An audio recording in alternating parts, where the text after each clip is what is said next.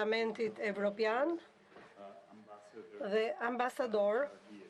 që jeni prezent në takimin e sotshëm. Unë e di që e njoh Shqipërinë për një kohë shumë të gjatë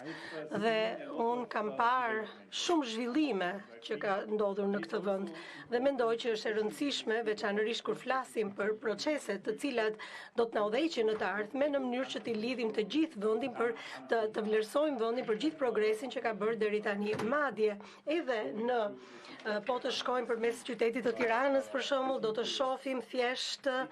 qytetarët që ecin, do të shikojmë edhe përmirësimin në standardin e jetesës, do të shikojmë se sa shumë i zhvilluar vendi vetëm në disa vite. Pra, ne duhet të jemi gjithashtu të shikojmë që procesi i zgjerimit nuk ka të bëjë vetëm me kryeqytetet, nuk ka të bëjë vetëm me Brukselin, Tiranën, por nuk ka të bëjë vetëm me Tiranën, ka të bëjë me të gjithë vendin dhe zhvillimet që kanë ndodhur në të gjithë vendin, të themi që nga rajonet malore edhe në rajonet të tjera,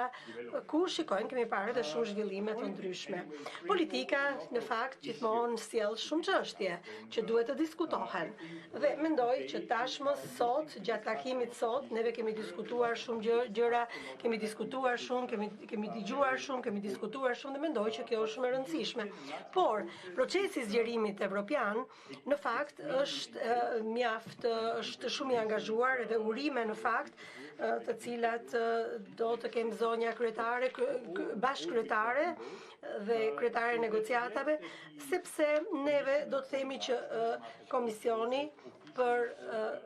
kemi marrë Shqipërinë e ka quajtur, pra dhe Komisioni Evropian e ka quajtur Shqipërinë një pararendse të proceseve. Pra po ta shikojmë këtë proces, do të shikojmë që kjo është e vërtetë, por gjithmonë duhet të themi që nuk ka të bëjë vetëm me hapjen e kapitujve.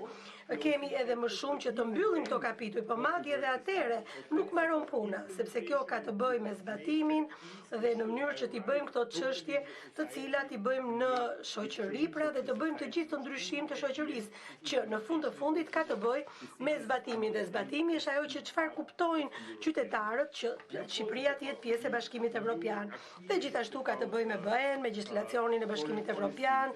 me politikat e huaja, me luftën kundër korrupsionit, ekonominë, mjedisin, çështjet sociale, me punën, standardin e jetesës të njerëzve, por gjithashtu është edhe një ndryshim i përgjithshëm në shoqëri, i cili duhet të vijë dhe gjithashtu edhe për njerëzit, mendoj jo vetëm për të presim këto, çfarë presin njerëzit nga Bashkimi Evropian. Unë që si relator apo raportuesi i Parlamentit Evropian për Shqipërinë, kisha nderin që të prezantoja raportin tim në semestrin e parë të këtij viti, sepse kjo është në sajt të anëtarëve të Parlamentit Evropian që jetojnë jashtë dhe shumica e tyre aprovoi këtë plan. Pra nuk është ky raport, nuk është puna e raportorit dhe raportorit në hije, por në fakt është situata e Shqipërisë e cila e ka bërë këtë shumicë të madhe. Dhe gjithashtu, kjo duhet të kuptohet edhe përpara Shqipërisë. Vitin që do të vinë do të japim raportin, do të prezantojmë raportin tjetër dhe gjithashtu unë mësova që një vit në fakt është shumë i shkurtër të themi për atë që tashmë është arritur në gjitha në këtë vit. Pra dhe është një çështje e rëndësishme. Së fundi unë dua të them që në të mërkurën në darkë, ambasada e Austrisë, Suedia dhe Finlanda së bashku me delegacionin e Bashkimit Evropian kanë ofruar një debat publik për 30 vjet antarësi në Bashkimin Evropian, sepse vendi ynë, Suedia dhe Finlanda, u bashkuan 32 vjet më parë dhe në fakt duket si shumë gjatë, por do të them edhe për jetën time është shumë e shkurtër, sepse të paktën unë kam ndjenjën që më duk sikur ishte dje. Por problemi është që pse është e rëndësishme që ta themi edhe këtu, sepse edhe kjo për vendet tona ka qenë një ndryshim shumë i madh, sepse ka qenë një proces i gjatë, madje edhe më shumë se 10 vite kur ne na duhet të kalonim, të shikonim të gjitha dhe gjithashtu ishte një fuqizim ndërkombëtar, pra ishte një projekt jo vetëm midis parëve politike në parlament, por gjithashtu midis trade unioneve, sipërmarrësve, kishave, shoqërisë civile, sporteve, mësuesve,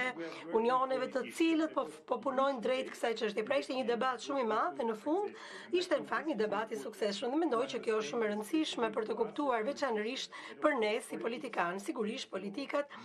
është bën bazën dhe kuadrin për çdo gjë, por në fund nuk ka të bëjë për politikë, nuk ka të bëjë me politikat, ka të bëjë me jetën e njerëzve.